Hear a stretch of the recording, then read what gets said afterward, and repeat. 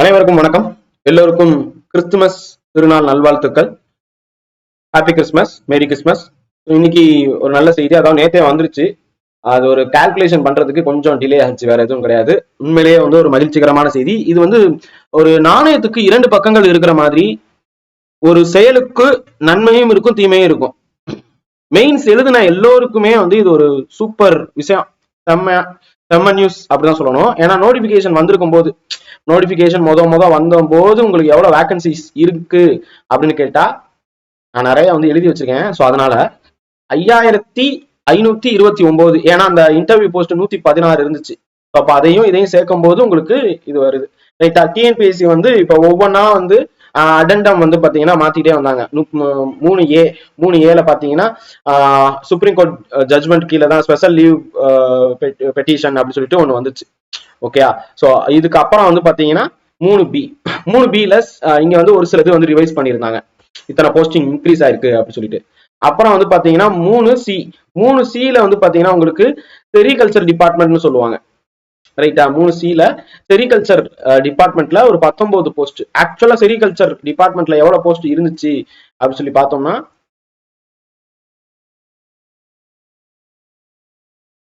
உங்களுக்கு sericulture department அதோட கோடு 3118. ரைட்டா? அப்ப செரிகல்ச்சர் ஏற்கனவே எழுதி வச்சிருக்கேன். 29 இருந்தது, 10 கம்மி பண்ணி 19ன்னு மாத்தினாங்க. ரைட்டா? சோ இது 19. ரைட்டா? ஃப்ரம் 29 அவங்களே மாத்திர 10 கம்மி பண்ணிருக்காங்களா, ரிவைஸ்டு டு 19 ஃப்ரம் 29. அதுதான் இங்க இருக்கு. ரைட்டா? சோ இப்ப இது கம்மி பண்ணிருக்காங்களா. சோ இது மாதிரி ஒவ்வொரு, இப்ப இது 3C நீங்க பாக்குறீங்க. இப்ப ரீசெண்டா 3D நேத்து ரிலீஸ் பண்ணிருக்காங்க. 24/12/2023 நேத்து. நீங்க 3C பாத்தீங்கன்னா 13/9/2023 ரிலீஸ் பண்ணிருப்பாங்க. செரிகல்ச்சர்ல இருக்கக்கூடிய அசிஸ்டன்ட் அக்கௌண்டன்ட் இது மட்டும் கம்மியா இருக்கு அப்படின்னு சொல்லிட்டு. ரைட்டா? சோ அதன்படி பார்க்கும்போது இப்ப ரீசெண்டா வந்ததுல நிறைய போஸ்டிங் ஆட் ஆயிருக்கு. ஸோ கிட்டத்தட்ட ஒரு 6000 போஸ்டிங். ஆரம்பத்துல நான் எவ்வளவு சொல்லியிருந்தேன், 5529ன்னு சொன்னேன்னா, இது பாத்தீங்கன்னா இன்க்ரீஸ் ஆகி ஒரு 6000 போஸ்டிங் பக்கத்துல வந்திருக்கு. ரைட்டா? சோ அது என்ன அப்படின்னு சொல்லி பார்க்கும்போது இவ்வளவு இன்க்ரீஸ் ஆயிருக்குன்னு தெரிஞ்சுக்கோங்க. நான் ஒவ்வொரு டிபார்ட்மெண்டா பார்க்கும்போது இது எல்லாமே சில டிபார்ட்மெண்ட் அதாவது புதுசாவே திருவண்ணாமலை புதுசா நியூவா கொண்டு வந்திருக்குது. ரைட்டா? இப்ப பெரம்பலூர் பாத்தீங்கன்னா இதுலயே உங்களுக்கு இருக்கும். இதுலயே நீங்க போய் ஒவ்வொரு டிபார்ட்மெண்டா உங்க சொந்த ஊர் எது, நான் எல்லா ஊரையுமே நம்ம பண்ணணும்னா S I M ready. Okay. இப்ப நாகப்பட்டினம் பாத்தீங்கன்னா 13 இருக்கு. நான் அதை மாத்தி வச்சிருப்பேன். நாகப்பட்டினத்துல ஆக்சுவலா 13 தான் இருந்திருக்கும். நாகப்பட்டினம். ஓகே. நான் இது இது இல்ல, இந்த போஸ்ட் தான் ரெவென்யூ. நாகப்பட்டினம் பாத்தீங்கன்னா 13 இருந்திருக்கும். அந்த 13 என்னவா மாறி இருக்குன்னா 8 இன்க்ரீஸ் பண்ணிருக்காங்க. 1043 கோடு, 1043 கோடு. அதுல 13 இருந்தது, இப்ப என்ன ஆயிருக்குன்னா 21. 8 வேகன்சிஸ் இன்க்ரீஸ் பண்ணிருக்காங்க. இப்ப பெரம்பலூர் பாத்தீங்கன்னா 11. இப்ப இந்த இதுல பாருங்க, பெரம்பலூர் இப்ப நீங்க பெரம்பலூர் மாவட்டமா இருந்தீங்கன்னா 9 இருந்தது 11 மாறி இருக்கு. அப்ப எவ்வளவு 2 போஸ்டிங் பாத்தீங்கன்னா கூட்டி இருக்கிறாங்க. புதுக்கோட்டை அந்த மாதிரி தான். இப்படி ஒவ்வொன்றும் உங்க சொந்த மாவட்டத்துல எப்படி இன்க்ரீஸ் ஆயிருக்கு அப்படின்னு சொல்லிட்டு பாக்கணும். ஒவ்வொன்றா பாத்தீங்கன்னா இப்ப மதுரையில பாத்தீங்கன்னா இப்ப என்னுடைய சொந்த ஊர் மதுரை. அப்ப 7ன்னு சொல்லும் போது இங்க எவ்வளவு இருந்திருக்கு, மதுரைனா 5 தான். ஓகே. சோ இதை என்ன பண்ணிருக்காங்கன்னா 2 கூட்டி இருக்கிறாங்க. 5 இருந்தது 7 மாறி இருக்கு. ரைட்டா? இப்படி ஒவ்வொரு டிஸ்ட்ரிக்ட் வைஸ் பாத்தீங்கன்னா இன்க்ரீஸ் பண்ணிருக்காங்க. இப்ப தென்காசியில பாத்தீங்கன்னா 4 இங்க இருக்கு. அப்ப ஆக்சுவலா எவ்வளவு இருந்திருக்கு தென்காசியில, இங்க பாத்தீங்கன்னா தென்காசி 3 இருந்தது 4 மாறி இருக்கு. அப்போ ஒரே ஒரு போஸ்ட் பாத்தீங்கன்னா இன்க்ரீஸ் பண்ணிருக்காங்க. ரைட்டா? சோ இப்ப இந்த மாதிரிதான் கள்ளக்குறிச்சி, இப்படி ஒவ்வொன்றா இன்க்ரீஸ் கொஞ்சம் கொஞ்சமா இன்க்ரீஸ் ஆகுது. ரைட்டா? இப்ப காஞ்சிபுரம் அதையும் நாங்க மாத்திருப்போம். இது என்ன பண்ணிருக்காங்கன்னா, இந்த 10வது சீரியல் நம்பர்ல டிபார்ட்மெண்ட் கொடுத்துருக்காங்களா, rural development and panchayat Raj. Rural development panchayat Raj சொல்லும் போது இங்க வருது rural development and panchayat Raj department. இந்த பஞ்சாயத்து ராஜ் டிபார்ட்மெண்ட்ல நான் உங்களுக்கு மயிலாடுதுறை அது அந்த லிஸ்ட்ல இல்ல. 33/05 33/05 இந்த லிஸ்ட்லயே இல்ல. 33/05 இல்ல. நீங்க சர்ச் பண்ணி பார்த்தா கூட 05 ஆக்சுவலா பாத்தீங்கன்னா தாம்பரம் அதுக்குள்ளதான், அந்த அனெக்சருக்குள்ளதான் உங்களுக்கு போகுது. ஓகே. தாம்பரம் அப்படின்னு சொல்லிட்டு போகுது. ஆக்சுவலா அப்படி இல்ல. ரைட்? அந்த போஸ்டிங்குள்ள இல்ல. ரைட்? ஏன்னா அதுக்கு அடுத்து கொண்டு வர்றாங்க. புரியுதா உங்களுக்கு? அதுக்கு அடுத்து புதுசா கொண்டு வரப்படுது. சரி, இப்ப கமிங் டு தி பாயிண்ட். இப்படி இன்க்ரீஸ் ஆனதுனால என்ன சார் வரும் அப்படி சொல்லி பார்த்தா நிறைய பேருக்கு, அதாவது நம்ம இன்டர்வியூ நான் இன்டர்வியூ போகும்போது ஒரு 500 பேருக்கு பக்கத்துல சொல்ல போனா 600 போஸ்ட் இன்க்ரீஸ் ஆயிருக்குப்பா. 600 போஸ்ட் வந்து இன்க்ரீஸ் ஆயிருக்கு. இது வந்து இன்க்ரீஸ் ஆறது இப்படிதான் நம்ம பார்க்கணும். இப்ப நீங்க புதுசா அந்த நியூ அடனம் இருக்குல்ல, அதை அப்படியே ஆட் பண்ணீங்கன்னா அவங்களுக்கு வந்து இன்னும் நிறைய போஸ்ட் வந்த மாதிரி தோணும். ஓகே, அப்படிலாம் இல்ல. சில தப்பா வந்து இதெல்லாம் அப்படியே ஆட் பண்றாங்க. இது எல்லாத்தையுமே ஆட் பண்ணி அந்த பழைய அந்த 5529 இருக்குல்ல, அதோட ஆட் பண்றாங்க. அப்படி பண்ணக்கூடாது. இதோட கம்பேர் பண்ணி எவ்வளவு இன்க்ரீஸ் ஆயிருக்கு அப்படின்னு தான் பார்க்கணும். இப்ப ரிஜிஸ்டர் டிபார்ட்மெண்ட்ல ஆக்சுவலா வந்து 18 23 இன்க்ரீஸ் பண்ணிருக்காங்க. ஓகே, இப்ப நியூ அடனம்ல வந்து பாத்தீங்கன்னா உங்களுக்கு வந்து இருக்கும் பாருங்க 22 18 இங்க இருக்கா. இது வந்து 122 132. ஆக்சுவலா இங்க எவ்வளவு இருக்கு? 22 18 இருந்தது, இன்க்ரீஸ் ஆயிருக்கு. அப்படியே டிராஸ்டிக்கலா வந்து பாத்தீங்கன்னா அது வந்து இன்க்ரீசிங் அந்த மாதிரி தான் வந்து நம்ம அதை எடுத்துக்கணும். ரைட்டா? அடேங்கப்பா, இவ்வளவு வந்து பாத்தீங்கன்னா போயிருக்கா. 22 18 சொல்லி கொடுத்துருக்காங்கல்ல. இந்த இதுதான் கோட் நம்பர். போஸ்ட் கோட் நம்பரை நீங்க வந்து பார்க்கணும்.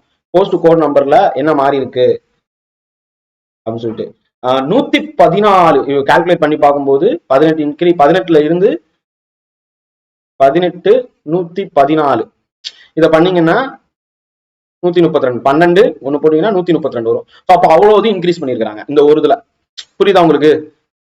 அவ்வளவு இன்க்ரீஸ் பண்ணீங்க. நான் வந்து தப்பா இது வந்து 23 எப்படி வந்துச்சு அப்படின்னு சொல்லிடுறேன். 23 எப்படி வந்துச்சுன்னா இந்த அடனம் ஒண்ணு புதுசா கொண்டு வந்திருப்பாங்க. ஓகே, இந்த அடனத்துல வந்து பாத்தீங்கன்னா உங்களுக்கே தெரியும் 41 வந்திருக்கா. இந்த அடனம் பாருங்க 41 வந்திருக்கும். ரைட்டா? 22 18 இது வந்து அடனம் பி 41 மாறி இருக்கும். இதுக்கப்புறம் 41 மாறினது, இது வந்து நான் முன்னாடி எழுதி வச்சிருந்தேன். 41 மாறினது இப்ப வந்து இன்னும் எக்ஸ்ட்ராவா சேர்த்திருக்காங்க. ஓகே, இன்னும் எக்ஸ்ட்ராவா இது வந்து சேர்த்திருக்காங்க. சோ அப்ப இந்த 41 இருந்து உங்களுக்கு வந்து எவ்வளவு ஆயிருக்கு? 132 ஆயிருக்கு. சோ ஆக்சுவலா ஆரம்பத்துல எவ்வளவு? 18. அதுக்கப்புறம் 41 மாத்தினாங்க. இப்ப 132 மாத்திருக்காங்க. நம்ம எல்லா அடனத்தையும் பார்க்கணும். ரைட்டா? இல்ல சப்போஸ் எல்லா அடனத்தையும் பார்க்கலனா கூட லேட்டஸ்ட் அடனம் அண்ட் இனிஷியலா இருக்கக்கூடிய இந்த நோட்டிபிகேஷன் வந்ததுல எவ்வளவு வேகன்சி இருக்கு அதை ரெண்டையும் நம்ம பாத்தீங்கன்னாலே தெரியும். இதுல ஒன்னே ஒண்ணு என்னன்னா, இந்த அடனத்துல புதுசா அந்த செரிகல்ச்சர் இருக்குல்ல, அது இந்த புது அடனத்திலையும் சேர்த்திருக்க மாட்டாங்க. சோ அப்ப அந்த பழைய செரிகல்ச்சர் அதையும் நம்ம வந்து எடுத்து பார்க்கணும். இந்த செரிகல்ச்சரோடைய 31 18 புது அரணத்துல இருக்கா அப்படின்னு பார்த்தா இல்ல. ரைட்டா? சரி, அப்ப இந்த இதுல வந்து 31 18 இருக்கா அப்படின்னு சொல்லி பார்க்கணும். 31 18 செரிகல்ச்சர் நான் மாத்தி எழுதியிருக்கேன்னா 10 கம்மி பண்ணிருக்காங்க. ஏன்னா இது வந்து அடனம் சி ல வந்தது. அடனம் டி ல வந்து அதுக்கு அடுத்துதான் ஒன்னும் இருக்காங்க. ஓகே, சரி. இப்படி பார்க்கும்போது ஒவ்வொரு டிபார்ட்மெண்ட் வைஸ் நம்ம வந்து ஒன்னொன்னா எடுத்து பார்க்கறோம். ஏறக்குறைய கிட்ட ஃபுல்லா வந்து என்னால எல்லாத்தையுமே வந்து பாத்தீங்கன்னா பாக்குறத விட, இந்த புதுசா ஒரு போஸ்டே வந்து பாத்தீங்கன்னா அனிமல் ஹஸ்பண்டரி அண்ட் வெட்டினரி சர்வீஸ்னு ஒரு போஸ்ட் இருக்கும். அனிமல் ஹஸ்பண்டரி அண்ட் வெட்டினரி போஸ்ட்னு சொல்லிட்டு அது வந்து 16 இந்த போஸ்ட் அனிமல் ஹஸ்பண்டரி 2270. இதுல 20 புது கொண்டு வந்திருக்காங்களா, இது புதுசு. ஓகே, ஏன்னா வந்து நீங்க பாருங்க 2270 இங்க இருக்கா? 2270 இங்க இல்ல. நான் சர்ச் பண்றேன், உங்களுக்கு தெரியுதுன்னு நினைக்கிறேன். நான் வந்து சாரி, இங்க சர்ச் வந்து நான் எப்படி பண்றேன்னு காமிக்கிறேன் உங்களுக்கு. இங்க மேல பாத்தீங்கன்னா நான் சர்ச் பண்ணிருப்பேன். எல்லாத்தையுமே நான் ஒவ்வொரு இதா எடுத்து வச்சு இங்க நான் சர்ச் பண்ணி பாக்குறேன். இங்க சர்ச் பண்ணா இங்க வரல. ரைட்டா? இங்க வந்து சர்ச் பண்ணி கொடுக்குறோம், இங்க வர மாட்டேங்குது. ஸோ அப்ப இப்படி ஒரு டிபார்ட்மெண்ட் இல்ல, புதுசா இங்க வந்து ஆட் பண்ணிருக்காங்க.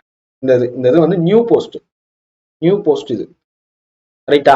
ஸோ இப்படி ஒவ்வொன்றும் வந்து பாத்தீங்கன்னா உங்களுக்கு ஒவ்வொரு புது போஸ்ட் வந்து வந்துகிட்டு ஆடும் பண்ணியிருக்கிறாங்க. அதே நேரத்துல உங்களுக்கு வந்து பாத்தீங்கன்னா மாற்றியும் அமைக்கப்பட்டிருக்கு. சரியா? சோ இப்ப அடுத்தது வந்து பாத்தீங்கன்னா ஹிந்து ரிலிஜியன் என்டோன்மெண்ட். இது இந்த தடவை அந்த எக்ஸாம் தனியா வரல அப்படின்னு சொல்லியிருந்தாங்க. குரூப் 2ல இது வந்து இதுவும் அதுவும் தனித்தனி. ஓகே, 19 ஆட் பண்ணிருப்பாங்க. அதே மாதிரி அசிஸ்டன்ட் ஸ்டேஷனரின்னு ஒரு ஜாப் இருக்கும். இங்க பாக்கலாம், assistant in stationery and printing department அப்படின்னு சொல்லிட்டு இங்க பாத்துக்கிறீங்கல்ல.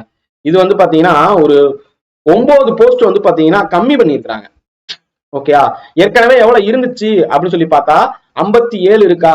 இதுல -9 பண்ணிருக்காங்க. 9 பண்ணி 48 போஸ்டிங் வந்திருக்கு நியூ அடனத்துல.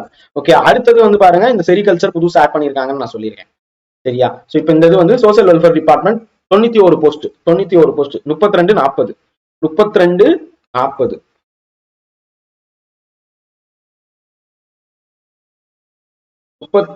40. ஓகே, 32 40ன்னு போட்டா இந்த இது வரல. 32 40ன்னு போட்டா இந்த இது வரல. சோ அப்ப இது என்னது, நியூ போஸ்ட். இது வந்து புதுசா, ஏன்னா பழைய நோட்டிபிகேஷன் வரும்போது வரல. அதே மாதிரி இந்த இதுவும் பாத்தீங்கன்னா வந்து இதுவும் நியூ தான், இதுவும் புதுசா தான் கொண்டு வந்திருக்காங்க, இதுவும் புது போஸ்ட்.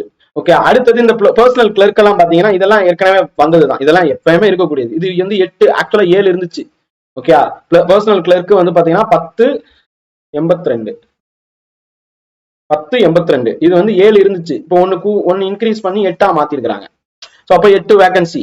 அதுக்கப்புறம் ஸ்டெனோ டைப் வந்து பாத்தீங்கன்னா இது இன்க்ரீஸ் ஆயிருக்கு. ஸோ அப்போ இந்த இன்க்ரீஸ் ஆனது எல்லாத்தையும் கூட்டினா எனக்கு வந்து எவ்வளவு வருது அப்படின்னு கேட்டா ஒரு 639 வேகன்சிஸ் வந்துச்சு.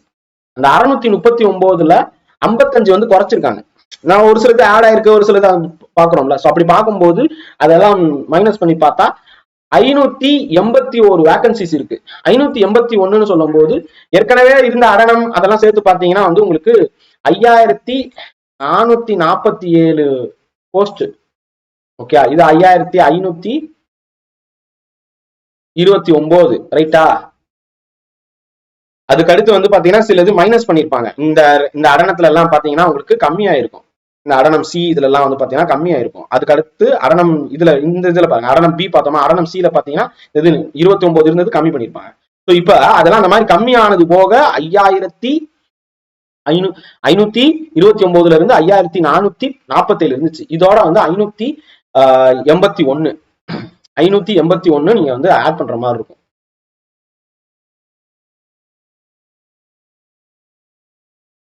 கிட்டத்தட்ட 6000 போஸ்ட் நான் ஆட் பண்றது வந்து நான் இப்ப கால்குலேட்டர்ல சரி ஆட் பண்ணுவோம் அப்படின்னு சொல்லிட்டு 5447 508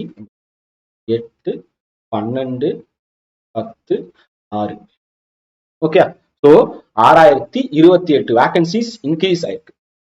புரியுதா உங்களுக்கு? 6028 வேகன்சிஸ் இன்க்ரீஸ் ஆயிருக்கு. இப்போ ஒவ்வொரு டிபார்ட்மெண்ட்லயும் இதை வந்து நம்ம இந்த பழையதோட இந்த அடனத்தோட நம்ம வந்து சேர்த்து பார்க்கணும். ரெண்டையுமே வந்து கம்பேர் பண்ணாதான் நமக்கு வந்து கிடைக்கும். சரி, இவ்வளவுதும் கம்பேர் பண்ணணுமா அப்படின்னு கேட்டா தயவு செய்து இவ்வளவுதும் நீங்க பார்க்க வேண்டாம். நம்ம ஸ்டூடெண்ட்ஸ் கிட்ட சொல்றது இவ்வளவுதையும் நீங்க பார்க்காதீங்க. உங்களுக்கு என்ன போஸ்ட் வேணும்? இப்ப ஜூனியர் எம்ப்ளாய்மெண்ட் ஆஃபீஸர் வேணுமா? ஆக்சுவலா இது வந்து பெருசா இன்க்ரீஸ் ஆகல. PO probationary officer in Tamil Nadu jail.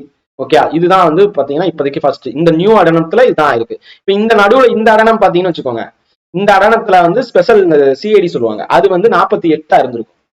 Okay, 48 இருந்திருக்கும் இந்த சிஐடி. இது நல்ல ஒரு ஜாப்பா. ஓகே, சிஐடி 15ல இருந்து 48, சாரி 43ல இருந்து 48. இந்த புதுதுலயும் வந்து பாத்தீங்கன்னா அந்த சிஐடில 48ன்னு இருக்கும். 48ல இருந்து 56 மாறி இருக்கு. புரியுதா உங்களுக்கு? இந்த அடனத்துல 48ன்னு இருந்தது, அதாவது டேட் வந்து பாத்துக்கோங்க.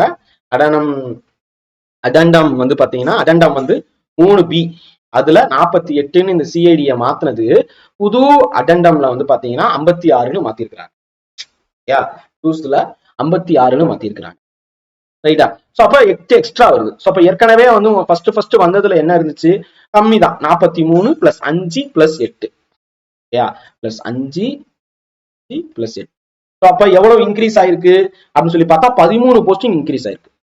13 போஸ்டிங் பக்கத்துல இன்க்ரீஸ் ஆயிருக்கு. 56 13 போஸ்டிங் இன்க்ரீஸ் ஆயிருக்கு. அதனாலதான் 56 போஸ்டிங் இருக்கு. ஓகே, சோ இப்ப இப்படிதான் நம்ம வந்து ஒவ்வொன்றா நம்ம வந்து கால்குலேட் பண்ணணும். குரூப் 2லயே வந்து பாத்தீங்கன்னா இது வந்து இன்க்ரீஸ் அந்த மாதிரிதான் மத்ததும். ஓகே, சோ இப்ப இது வந்து பாத்தீங்கன்னா இன்டெலிஜென்ஸ் செக்ஷன் வந்து ஸ்பெஷல் பிரான்ச், அதுல வந்து பாத்தீங்கன்னா இன்க்ரீஸ் ஆயிருக்கு. விஜிலன்ஸ் அண்ட் ஆன்டி கரப்ஷன், இப்படி ஒவ்வொரு டிபார்ட்மெண்ட்லயும் கொஞ்சம் கொஞ்சமா இன்க்ரீஸ் பண்ணிருக்காங்க. சில பிரான்ச்சஸ் வந்து பாத்தீங்கன்னா சாரி பிரான்ச் சொல்றேன், சில டிபார்ட்மெண்ட்டே வந்து பாத்தீங்கன்னா புதுசா நியூ போஸ்ட் உள்ளுக்குள்ள வந்திருக்கு. உதாரணத்துக்கு வந்து பாத்தீங்கன்னா இந்த animal husbandry and veterinary service, இது வந்து இது வந்து கொண்டு வந்திருக்காங்க. Social welfare and women empowerment, இது கொண்டு வந்திருக்காங்க. சில இது குறைச்சிருப்பாங்க பாருங்க, 48ல இருந்து அதாவது 48 குறைச்சிருக்காங்க. ஓகே, புரியுதா உங்களுக்கு? 9 போஸ்டிங் வந்து பழையதுல இருந்து குறைச்சிருக்காங்க. அதே மாதிரி இது பாத்தீங்கன்னா உங்களுக்கு தெரியும், வெறும் 18 இருந்தது ரிஜிஸ்டர் டிபார்ட்மெண்ட்ல, அதை வந்து இன்க்ரீஸ் ஆயிருக்கு. எப்படின்னு பாத்துக்கோங்க, 114 இருந்து அதுக்கப்புறம் 18 இப்படி கொஞ்சம் கொஞ்சமா இன்க்ரீஸ் ஆயிருக்கு. ஓகே, அடனம் பண்ணி 132 இன்க்ரீஸ் பண்ணிருக்காங்க. ஓகே, சோ ஏன்னா அடனம் பி ல வந்து பாத்தீங்கன்னா இன்க்ரீஸ் ஆயிருக்கும். இப்ப அடனம் டி ல வந்து அடுத்து இன்க்ரீஸ் ஆயிருக்கு. இப்படி பார்த்தா இவ்வளவு இன்க்ரீஸ். இது நல்லதா அப்படின்னு கேட்டா ஒரு பக்கம் நல்லது. ப்ரிலிம்ஸ் எழுதினவங்களுக்கு இது கெட்டது, மெயின்ஸ் எழுதினவங்களுக்கு இது நல்லது.